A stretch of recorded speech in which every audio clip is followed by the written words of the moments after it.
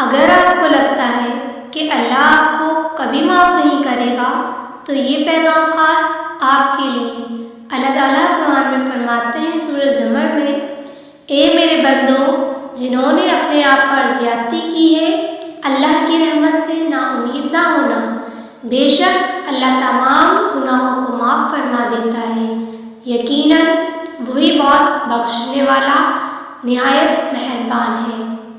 اس آیت پر رک جاؤ اور اسے بار بار پڑھو جب تک ہر لفظ دل میں نہ اتر جائے۔ اللہ کی رحمت سے نا امید نہ ہونا یہ صرف ایک مشورہ نہیں ہے، یہ محض کوئی یاد دہانی نہیں ہے، یہ آپ کے رب کا حکم ہے۔ وہی رب جس نے آپ کو پیدا کیا،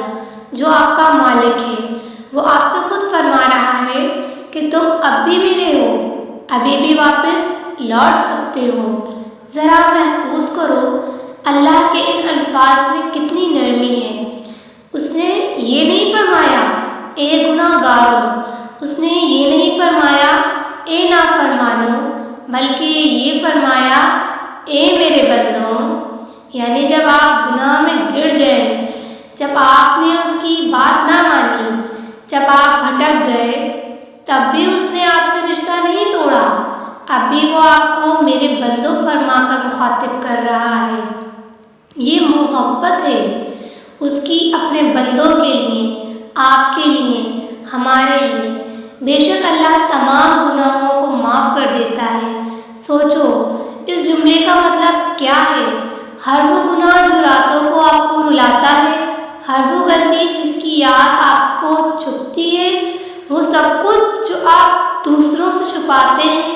ہر وہ خطا جس پر آپ کو ندامت ہے،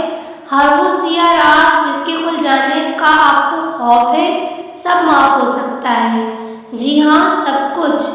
دوبارہ سے پڑھو آیت کو اور دیکھو کہ اللہ فرما رہا ہے تمام گناہ، سارے گناہ، یعنی کوئی حد نہیں، کوئی گناہ اتنا بڑا نہیں کہ وہ اسے معاف نہ کر سکے۔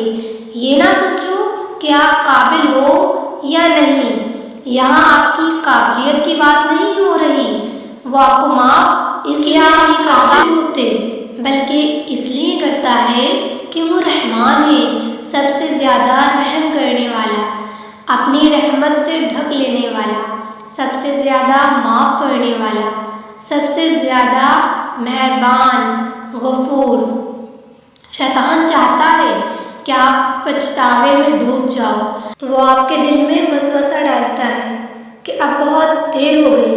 اب آپ کو اللہ معاف نہیں کرے گا۔ وہ آپ کو اس بات پر یقین دلاتا ہے کہ آپ کے گناہ اللہ کے رحم سے بہت بڑے ہیں، لیکن یہ جھوٹ ہے۔ اگر اللہ آپ کو معاف نہ کرنا چاہتا تو پھر وہ آپ کے دل میں یہ تڑپ کیوں ڈالتا، یہ آنسو کیوں بہنے دیتا، یہ احساس جرم کیوں پیدا کرتا، کیوں وہ اپنی عظیم کتاب میں آپ کو معاف کرنے کا عہد لیتا؟ یہ سب اس کی رحمت کی علامت ہے، یہ اس کی طرف سے بلاوا ہے کہ واپس آ جاؤ، میں تمہیں اب بھی معاف کر دوں گا۔ وہ اپنے بندوں کو دھتکارنے کے لیے نہیں بلاتا، وہ اپنے بندوں کو معاف کرنے کے لیے بلاتا ہے۔ آپ جتنے بھی دور ہوں، آپ خود کو جتنا بھی گندا محسوس کرتے ہوں، آپ جتنے بھی ٹوٹے ہوئے ہوں، آپ جتنے بھی گناہ گار ہوں، آپ اللہ کے بندے ہو اور آپ کا رب غفور ہے۔ وہ آپ کا انتظار کر رہا ہے، غصے سے نہیں، محبت سے، آپ کو ذلیل کرنے کے لیے نہیں، آپ کو کھوئی ہوئی عزت واپس دینے کے لیے۔